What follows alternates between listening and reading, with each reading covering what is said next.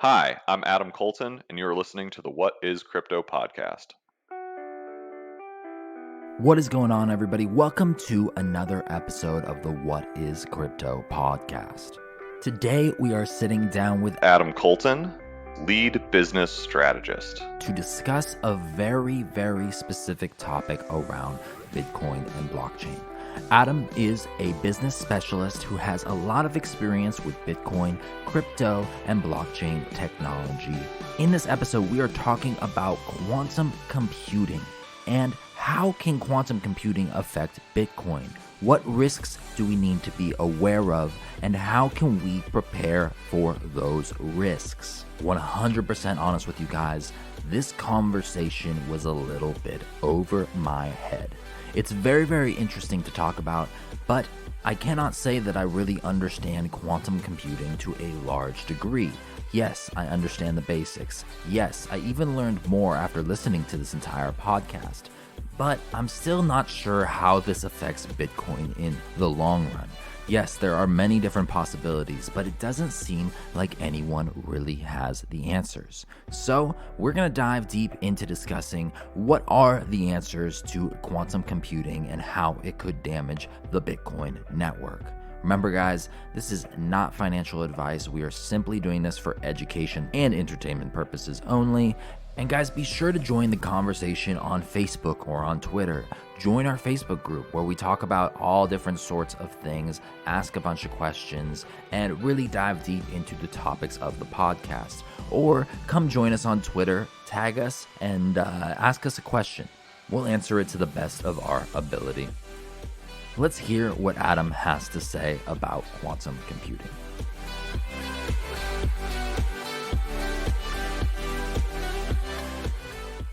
Can you give us a quick overview and a quick definition of what is Shor's algorithm? So Shor's algorithm, like many algorithms in mathematics, is named after the person that invented it, and that is Peter Shor.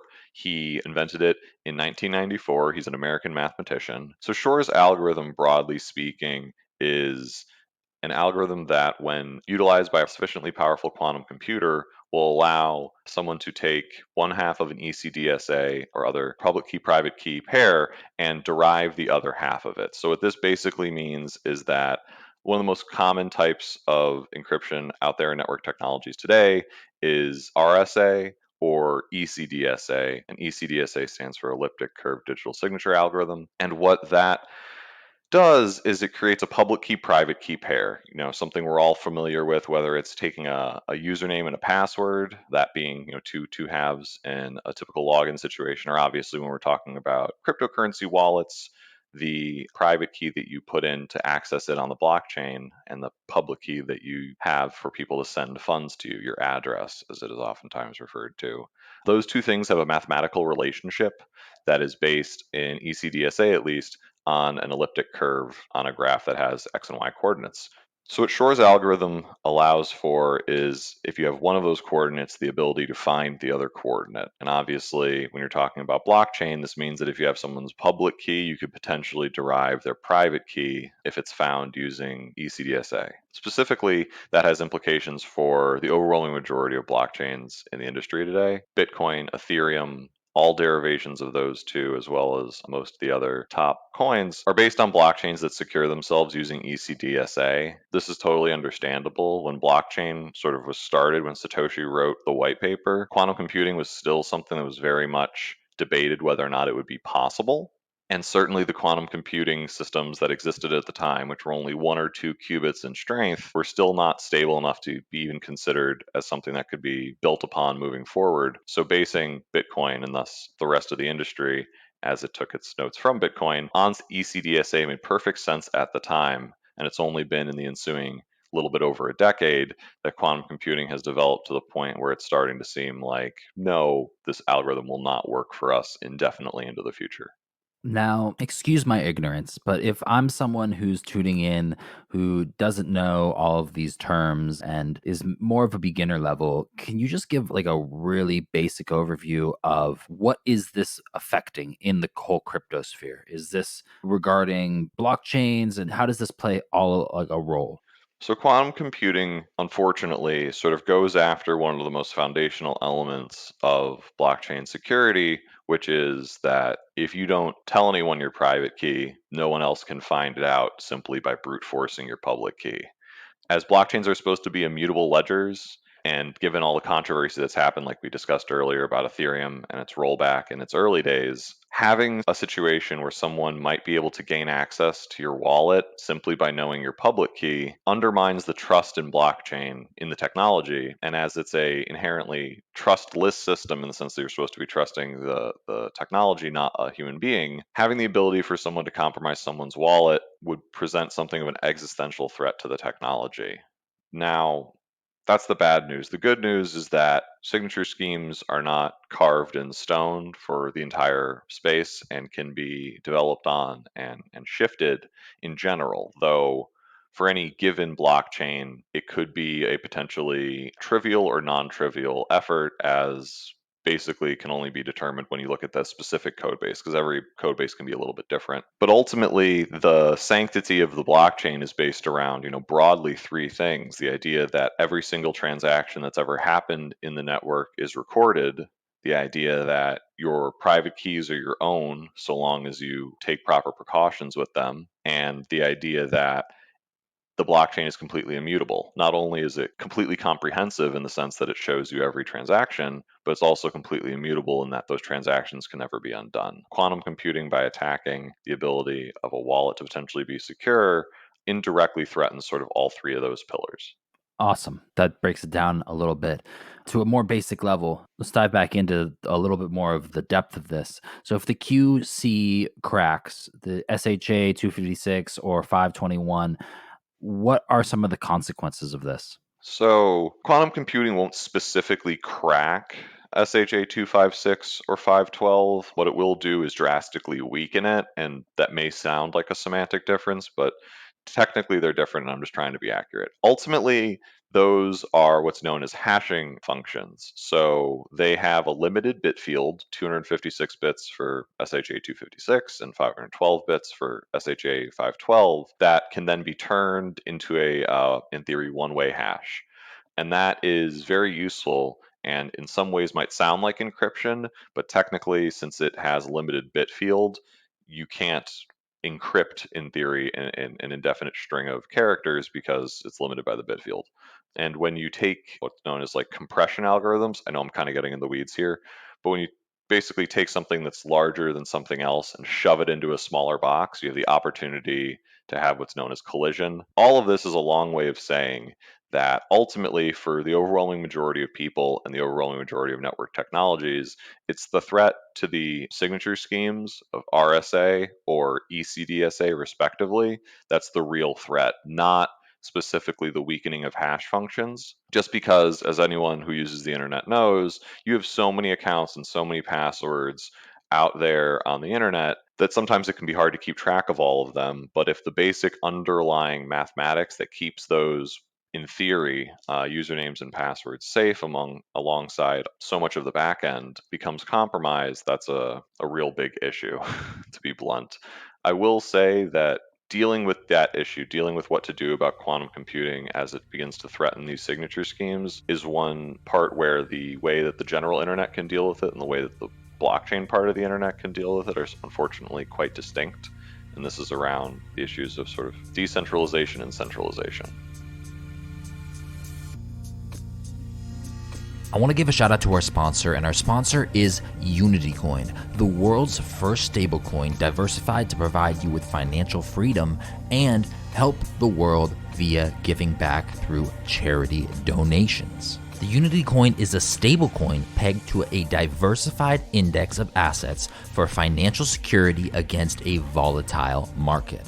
While national currencies are inflationary and cryptocurrencies can be volatile, growth and stability come from automated diversification. UnityCoin aims at giving and delivering this automated diversification on a daily basis. One of the really cool things about Unity is it's a non-profit organization. All revenue after costs are donated to vetted projects. This company is really focused on using cryptocurrency and using their business model to give back to the community and beyond. And what's even cooler is that if you hold Unity Coin, you can have a vote on where that money is donated. You can go over to unity.sg to download their wallet, to look at historical data, and to become involved in the Unity project. And how can we protect against this? This seems like from the minimal discussions I've had, I've talked about this like 4 or 5 different times with people. It seems like this is potentially a no solution avenue. Like this is going to happen sooner or later, and it's just a matter of time before quantum computing becomes the beast that it will become and can take over all these different things that we're a little bit afraid about. Is there any way we can protect against it? So, broadly speaking, trying to protect things and trying to break into things is a struggle in the human condition that exists for centuries. Quantum computing is kind of just the latest frontier. And so, in some senses, yes, it's an intractable problem in the sense that some of our security solutions, once quantum computing becomes functional, are no longer going to be useful moving forward, and there's not really an easy way to like rehabilitate those older security measures. However, as has happened throughout human history, whenever there's a new way to upend a previous security measure, new security measures are developed and invented, and then people eventually find ways to compromise them, and the cycle continues. We're already beginning to see people both within the blockchain space and outside of the blockchain space doing various things to try to address the threat of quantum computing. Certainly, the blockchain project I work for and represent, QRL, within the blockchain space is doing just that. One of the ways we approach this problem is by saying, okay, what is the known vulnerabilities to sufficiently powerful quantum computer using Shor's algorithm? Okay, so that's mostly the ECDSA elliptic curve cryptography. Okay, so we don't have that in our blockchain. That was how we sort of initially dealt with that.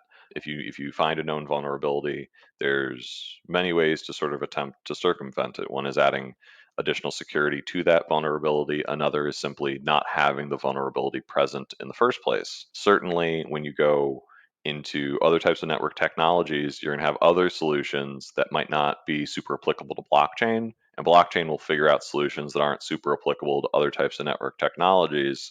As always with security, there tends to be sort of specific solutions to specific iterations of the same general problem. But quantum resistance is something that's already under development, both within the blockchain space and outside of the blockchain space. And that's something that is only going to accelerate as quantum computing development continues to accelerate. And is there anything that the government can do to protect against this? I think part of that answer depends on what you see as the role of government. But me personally, I see government as a potentially positive force that has a lot of money and is very good at directing society towards a given end. So I would see the role of government in this largely being to stimulate private companies and research entities, universities, etc., to be able to put more resources towards finding both quantum resistant encryption methods, as well as to continue to develop the quantum computing technology itself. Obviously, any government has an interest both in the ability to gain access as well as to protect access. That being said, governments can oftentimes move slowly.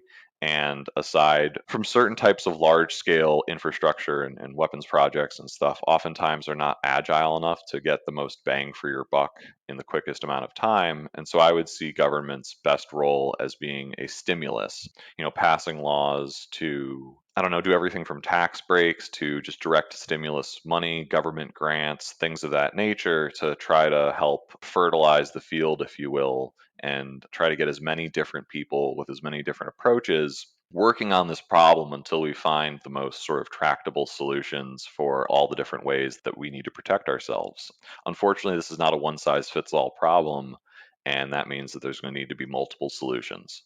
And what do you kind of see as some of these solutions? I know we briefly touched on it a little bit, but can we expand a little bit further on that? Yeah, so in the blockchain space alone, there's going to be multiple solutions. One of them, as I was alluding to earlier, is what we do. We use what's called the Extended Merkle Signature Scheme, also known as XMSS.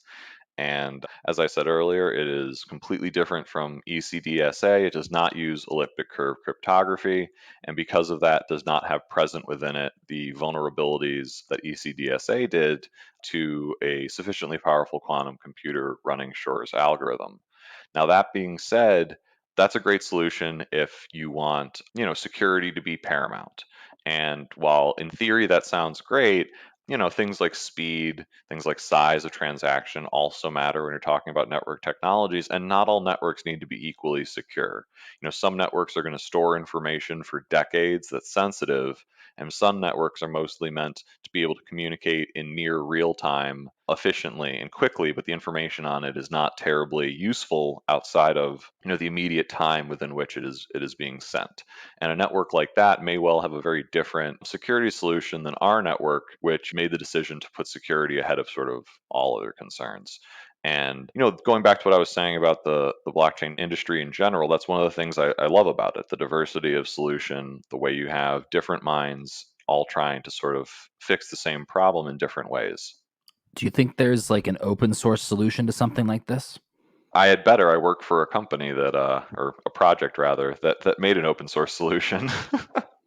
So, I definitely believe that when it comes to security, open source is the only long-term solution, because security, whether you're talking about, medically, when you're talking about vaccinations of a population, or when you're talking about something like the internet, which has a lot of interconnected networks, open source is the best source. If you have a proprietary solution, even if you have an open source solution, not every single project, not every single individual, not every single network is going to avail itself of it, just because people aren't going to know about it. If you have a proprietary solution, even fewer people are going to become aware of it, and of those people, a subset of them is going to be able to and willing to pay for it. So if you have a network that has information that could potentially threaten your account on a completely different website or network, and it's compromised, but the other one is not, the fact that one of the two has protection becomes almost meaningless. As I'm sure many people have had happen, you accidentally or intentionally or habitually reuse passwords across a couple websites, one of them gets hacked, and now all of them are compromised. So that's a very long-winded way of saying that when you have an open source security solution, everybody can potentially get in that lifeboat together, and that makes us all safer. Does that at all pose more risk as well? Because if we're all in the same lifeboat and someone's figures out how to crack the bottom of that lifeboat, then we could all potentially end up in the water and drown. Potentially, but more importantly in that metaphor, assuming that it's a proprietary solution, you already have people in the water. So the question is more of whether you want some people starting in the water or you want everybody starting in the boat. And to my mind, at least, it's better to keep, again, extending that metaphor, better to keep everyone dry for as long as possible. Broadly, though, I mean, the question of open source kind of gets to one of those fundamental questions about blockchain itself. Should blockchain technology be open source? Is that something that was more of a quirk of the initial industry and the initial sort of explosion of development? Or is that something that should sort of continue to be core to what blockchain is? Personally, I believe open source development and collaboration should be core to sort of what blockchain is, and ultimately, given the potential of this technology, is kind of the most reasonable solution and not just the most sort of idealized solution. Awesome, man. Well, I appreciate you coming on the show today. To be honest with you, a lot of this is very much over my head and very much out of my realm, so you educated me a lot, so I appreciate it. Well, thank you very much for having me on. Guys, I really enjoyed this podcast. Adam, thank you so much for coming on the show today. I really appreciate it. As a little recap, I'm going to say I did not fully comprehend everything that was going on. I did not fully wrap my head around all of the things that were being discussed, but I did my best to ask the best possible questions to get the most educational content out of Adam today, and I think we did a really good job. In the do your own research section of today's podcast, I am actually going to participate as well.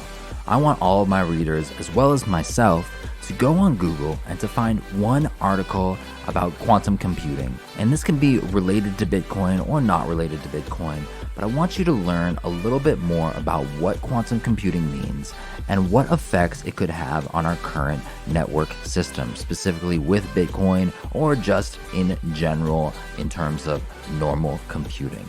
So guys, that's your homework for today. Tune in for next week's episode. It's gonna be really, really fun. And make sure to join us in our Facebook community, on Twitter. And as always, please leave a 5-star review, a comment, and a rating on iTunes. It really, really means a lot to us.